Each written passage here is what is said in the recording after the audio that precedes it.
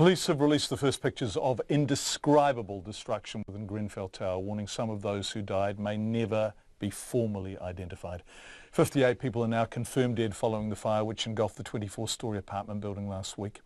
The news comes as British Prime Minister Theresa May announced homeless families would each be given £5,500 to rebuild their lives. Bridget Burke reports. Chilling images show the charred interior of one of the Grenfell Tower apartments. Twisted metal and debris litter the blackened floor. The remains of a washing machine, an oven and what was once a mattress reduced to springs, the only indication someone used to live here. When the camera turns around, what used to be the bathroom, no wall separating it anymore. The bath is now a burnt-out shell, the rest of the bathroom unrecognisable, and holes in the walls where the windows blew out and show the force and power of last week's blaze. Police released the footage saying that the shocking extent of the country's worst fire since World War II may mean some victims will never be able to be formally identified. Emotions ran high at a Notting Hill church where mourners paid tribute to the 58 confirmed lives lost. 159! 160! 160! 160 plus! This volunteer, reading from a poster, screamed the death toll was many more. Day 5, Sunday, 18th of June, 2017.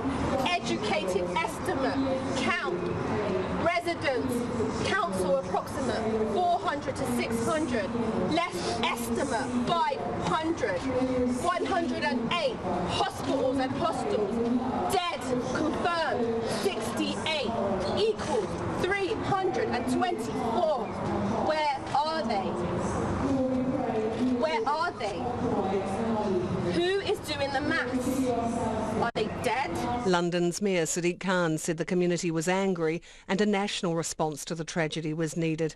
Angry not simply at the poor response in the days afterwards from the council and the government, but the years of neglect from the council and successive governments. There is a feeling from the community of they've been treated badly because some of them are poor, some of them may come from deprived backgrounds, some of them may be asylum seekers and refugees.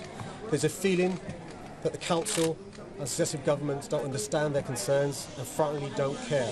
Opposition leader Jeremy Corbyn criticised a $5 million fund announced by the Prime Minister Theresa May for the survivors of the tragedy. There are a lot of empty buildings and quite luxurious buildings all around Kensington. Listen, Kensington is the country's richest borough and we have this area of poverty around Grenfell Tower.